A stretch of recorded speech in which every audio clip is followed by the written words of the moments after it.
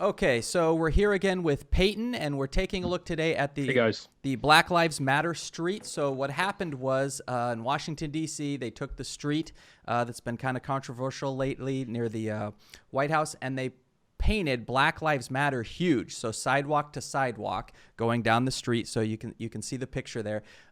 Black Lives Matter, and then they came out and said what this was for. So Mayor Bowser came out and said, there are people who are craving to be heard and to be seen and to have their humanity recognized, and we had the opportunity to send that message loud and clear on a very important street in our city. And it is that message, and that message is to the American people, that Black Lives Matter, Black humanity matters, and we as a city raise that up as part of our value as a city. The chief of staff for Bowser said, there was a dispute this week about whose street this is.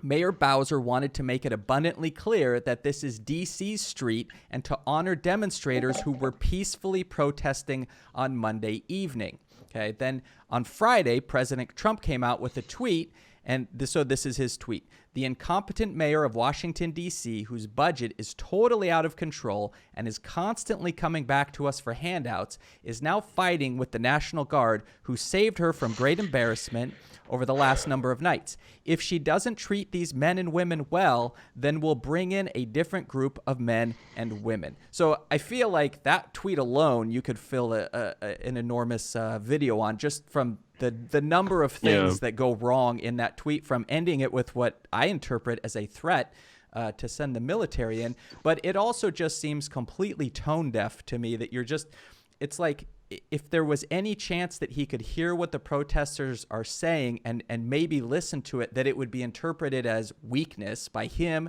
and by his people. So that's sort of where we're at. What do you think, Peyton? Yeah, I mean, I think this is just like another instance here where, we're not actually trying to do anything to solve the substance of things on both sides of things, to be super, super clear here. Because, when we're talking about Donald Trump, how's he, he's worried about these, what he's calling looters. He's worried about these protesters breaking things. But what's he doing here? He's just sending in the military to stop people from doing that. But you know what? Why were people breaking things from the get-go? Well, it was because, people were pissed off over the massive racial inequalities, the massive economic inequalities, and the murder of George Floyd definitely set the spark here. So Donald Trump, by threatening more military force, isn't actually trying to do anything to solve the reason why people are on the streets anyway. Instead, it's just, well, let me have more violent policing. And I think that, I mean, this is a massive protest against police brutality. And what's Donald Trump threatening? He's threatening more police brutality. And, in the case of the mayor, look, I'm happy that they, painted a street Black Lives Matter. It's really exciting to see in the short run.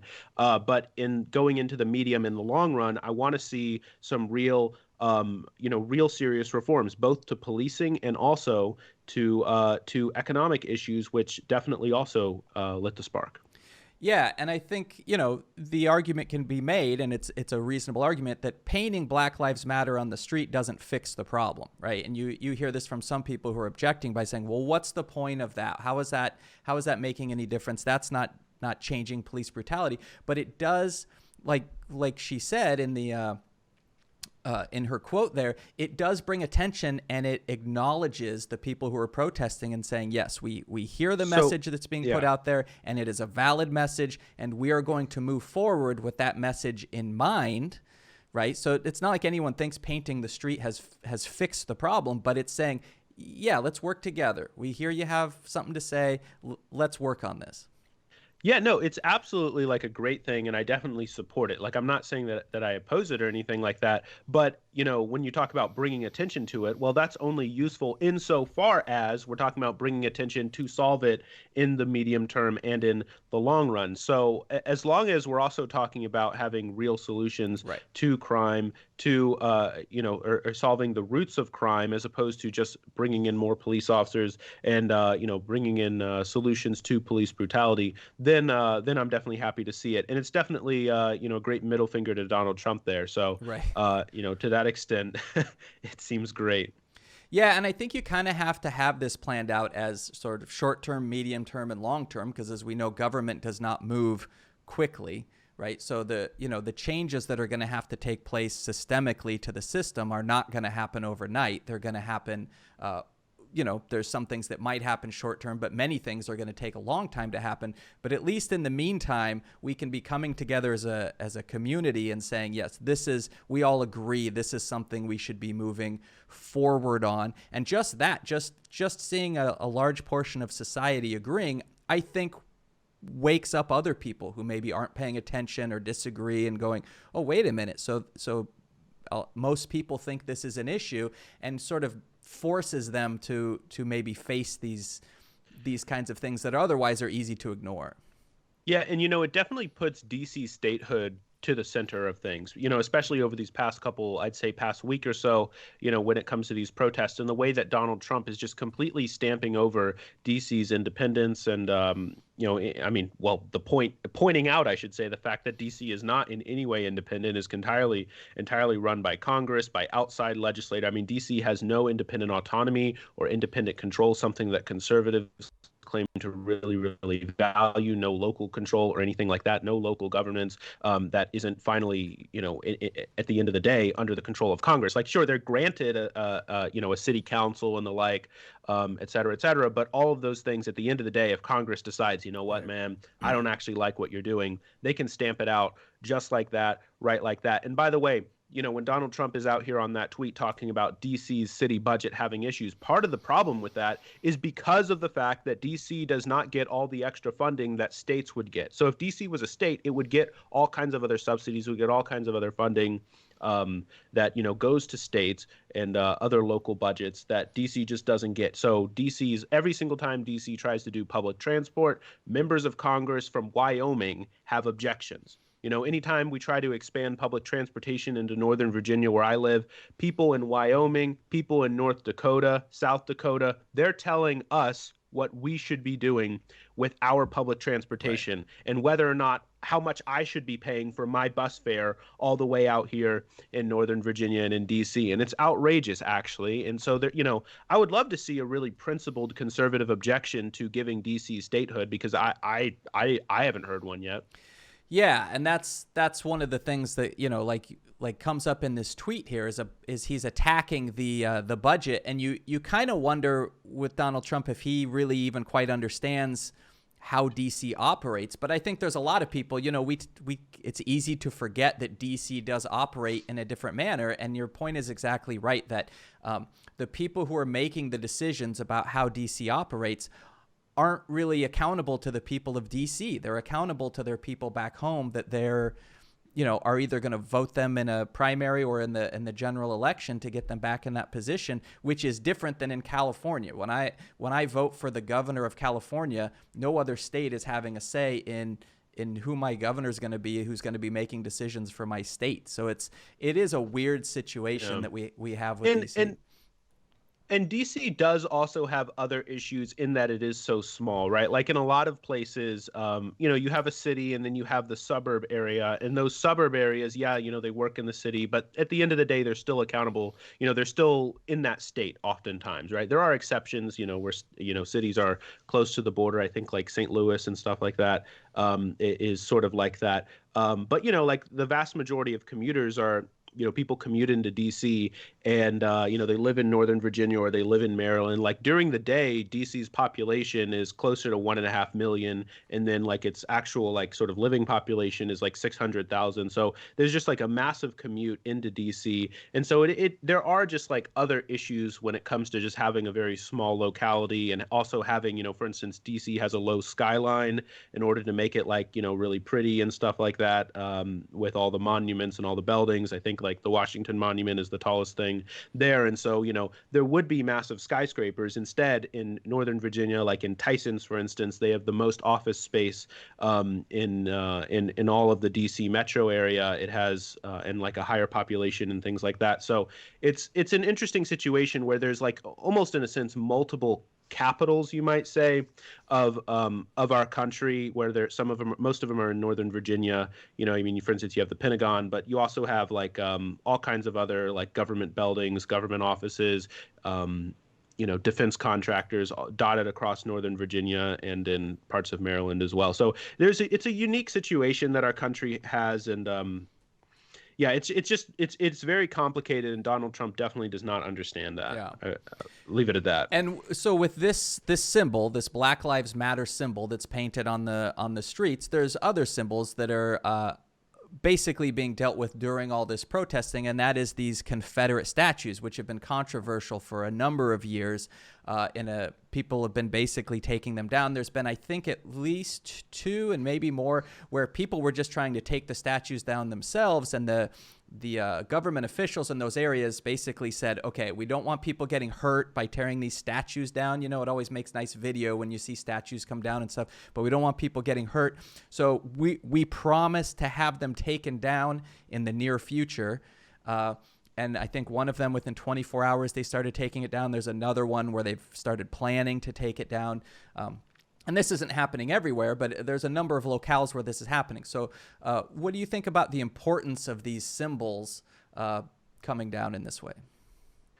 Yeah, so I mean, look, this is definitely something that I support, but I have the same principle when it comes to this as when it comes to the whole Black Lives Matter street thing, which is this is a really important step, but in many respects, the fact that these statues are coming down is a symbol of progress already made, 1, and 2, it also, it only means something if it's a promise to do real economic and real issues for racial equality going forward. If you're not willing to do that, then it doesn't really mean a whole lot. So Governor Northam, the governor of Virginia, is announcing plans to take down the Confederate statue of Robert E. Lee in Richmond, a very prominent statue and a very historical one of the largest in the country, one of the largest monuments to the Confederacy. This is an interesting one because, the vast majority of Confederate statues, a lot of people don't realize this, were put up during the 1960s, during the Civil Rights Movement, as a kind of reaction to say, hey, look, that MLK guy, we're not with him.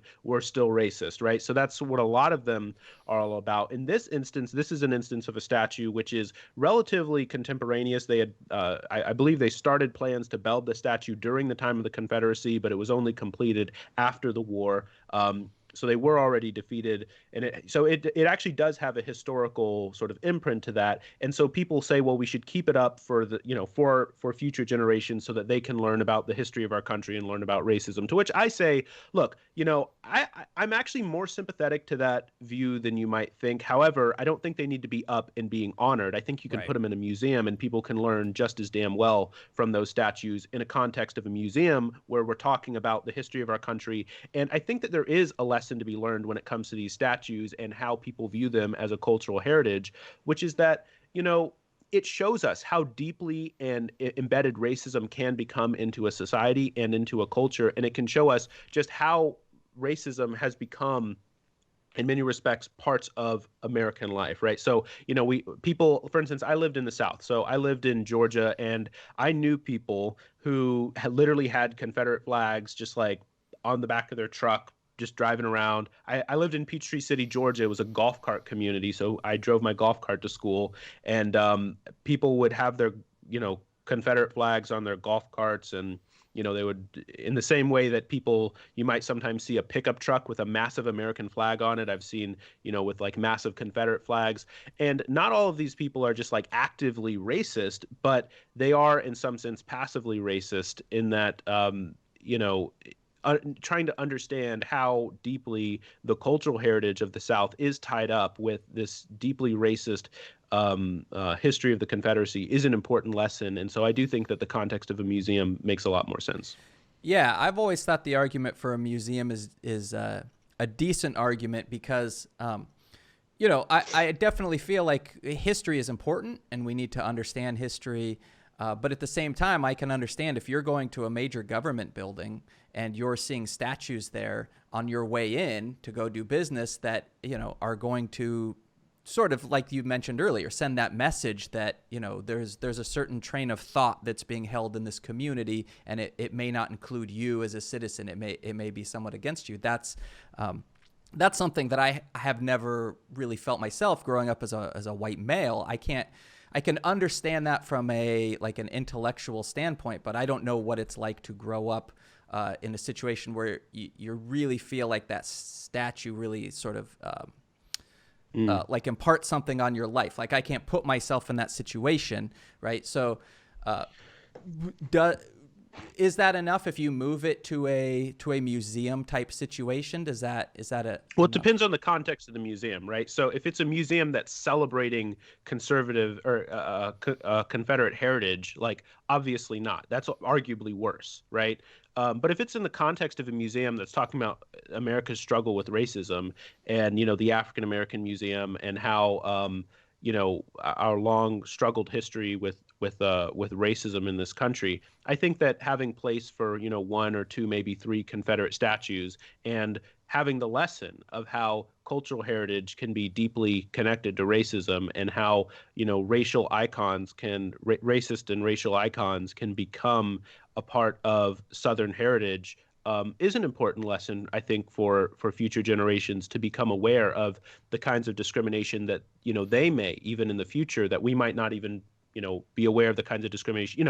What I'm saying is the kind of discrimination which they might have in their own life, which just becomes part of their culture, that they just, in some sense, breathe this kind of this heritage to it.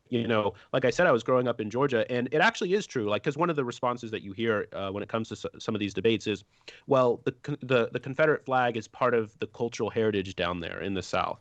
That it's they mean it to say Southern pride, and there actually is truth to that. There is truth to that. But I don't think that it justifies the Southern pride. I think that it's a lesson for us to learn how deeply racism can embed into a culture, where it becomes a matter of national pride, for instance, to protect imperialism, to protect racism, to protect police brutality. The way that nationalism and localism can become tied up with deeply bigoted forms of thought.